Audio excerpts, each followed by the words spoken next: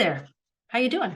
I'm Liz, and I'm a mindset coach, and I'm here reading to you today Think and Grow Rich by Napoleon Hill, Chapter 4, Autosuggestion.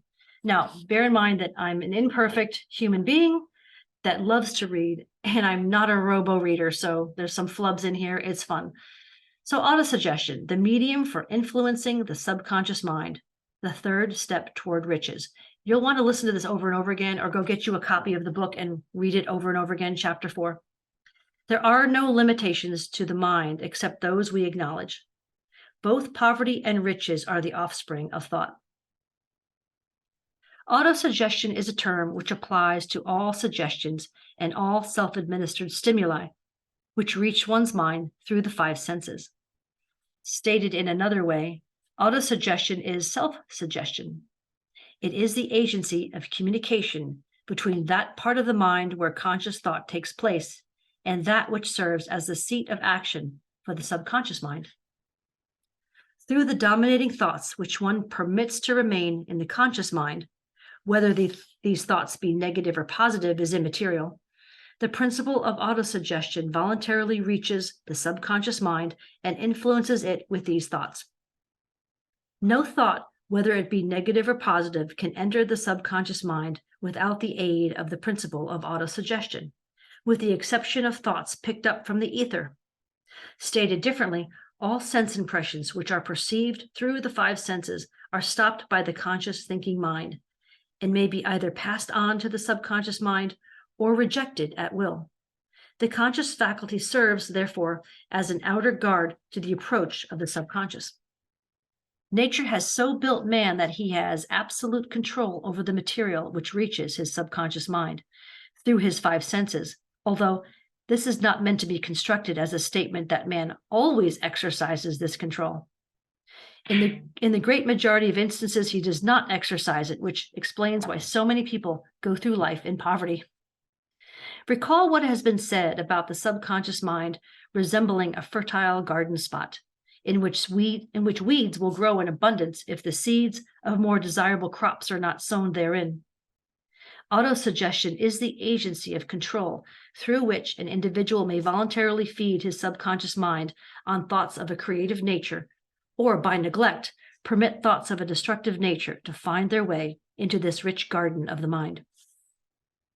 You were instructed in the last of the 6 steps described in the chapter on desire to read aloud twice daily the written statement of your desire for money, and to see and feel yourself already in possession of the money. By following these instructions, you communicate the object of your desire directly to your subconscious mind in a spirit of absolute faith. Through repetition of this procedure, you voluntarily create thought habits which are favorable to your efforts to transmute desire into its monetary equivalent. Go back to these 6 steps described in Chapter 2 and read them again very carefully before you proceed further, or you can continue to listen to me. Then, when you come to it, read very carefully the 4 instructions for the organization of your mastermind group, described in the chapter on organized planning.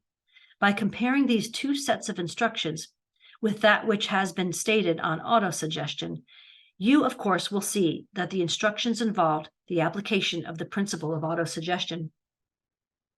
Remember, therefore, when reading aloud the statement of your desire, through which you are endeavoring to develop a money consciousness, that the mere reading of the words is of no consequence unless you mix emotion or feeling with your words. If you repeat 1,000,000 times the famous Emile Coué formula, day by day, in every way, I'm getting better and better, healthier and healthier, and wealthier, without mixing emotion and faith with your words, you will experience no desirable results. Your subconscious mind recognizes and acts upon only thoughts which have been well mixed with emotion or feeling. This is a fact of such importance as to warrant repetition in practically every chapter, because the lack of understanding of this is the main reason the majority of people who try to apply the principle of autosuggestion get no desirable results. Plain, unemotional words do not influence the subconscious mind. You will get no appreciable results until you learn to reach your subconscious mind with thoughts or spoken words which have been well emotionalized with belief. Do not become discouraged. if you cannot control and direct your emotion the first time you try to do so. Remember, there's no such possibility as something for nothing. Ability to reach and influence your subconscious mind has its price, and you must pay that price. You cannot cheat, even if you desire to do so. The price of ability to influence your subconscious mind is everlasting persistence in applying the principles described here. You cannot develop the desired ability for a lower price. You and you alone must decide whether or not the reward for which you are striving, the money consciousness, is worth the price you must pay for it in effort. Wisdom and cleverness alone will not attract and retain money, except in a few very rare instances where the law of averages favors the attraction of money through these sources. So Liz here, if you don't purposely put into your subconscious mind what you want, the mass consciousness will willy-nilly have thoughts into your mind of poverty, of things going on in the world and things like that. It's very important to gate that. And when you hear news and hear things and see things and feel things, the water cooler stuff, the gossip, it's important to say to yourself, oh no, don't take that in, cancel. The method of attracting money described here does not depend upon the law of averages. Moreover, the method plays no favorites. It will work for one person as effectively as it will for another. Where failure is experienced, it is the individual, not the method, which has failed. If you try and fail, make another effort and still another until you succeed. Your ability to use the principle of autosuggestion will depend very largely upon your capacity to concentrate upon a given desire until that desire becomes a burning obsession. When you begin to carry out the instructions in connection with the 6 steps described in the 2nd chapter, it will be necessary for you to make use of the principle of concentration. Let us here offer suggestions for the effective use of concentration. When you begin to carry out the first of the 6 steps, which instructs you to fix in your own mind the exact amount of money you desire, hold your thoughts on that amount of money by concentration or fixation of attention with your eyes closed until you can actually see the physical appearance of the money. Do this at least once each day. As you go through these exercises, follow the instructions given in the chapter on faith and see yourself actually in possession of the money. Here is a most significant fact. The subconscious mind takes any orders given it in a spirit of absolute faith and acts upon those orders, although the orders often have to be presented over and over again through repetition before they are interpreted by the subconscious mind.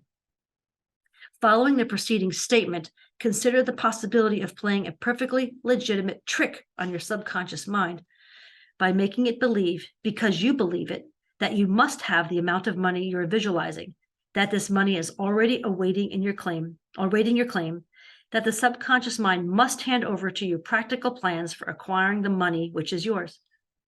Hand over the thought suggested in the preceding paragraph to your imagination and see what your imagination can or will do to create practical plans for the accumulation of money through transmutation of your desire.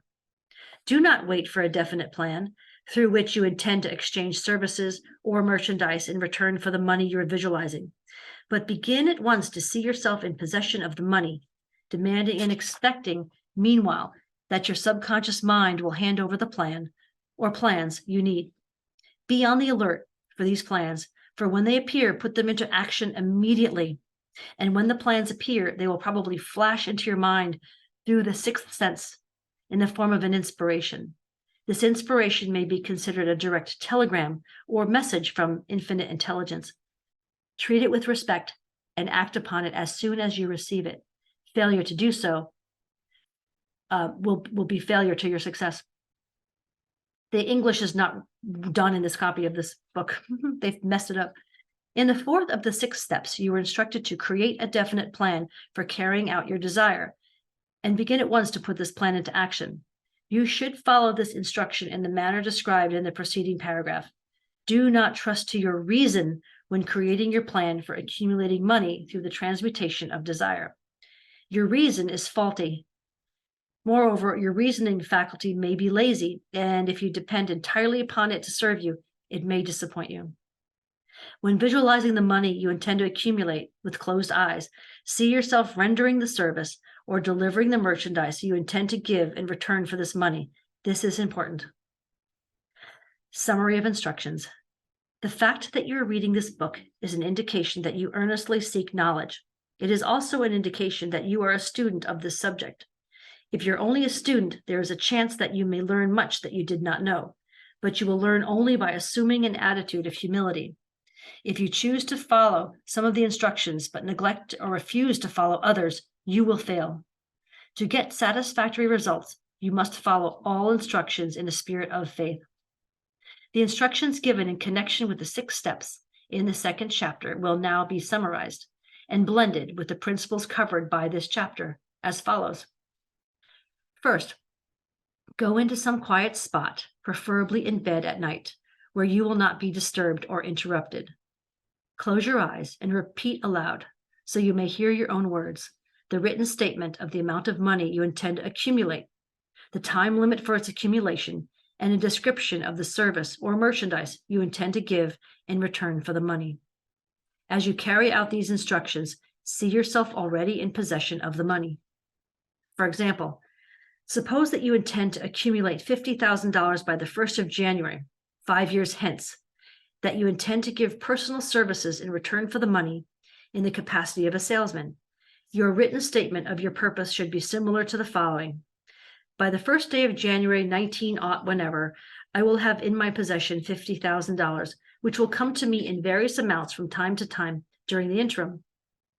In return for this money, I will give the most efficient service of which I am capable, rendering the fullest possible quantity and the best possible quality of service in the capacity of salesman of whatever.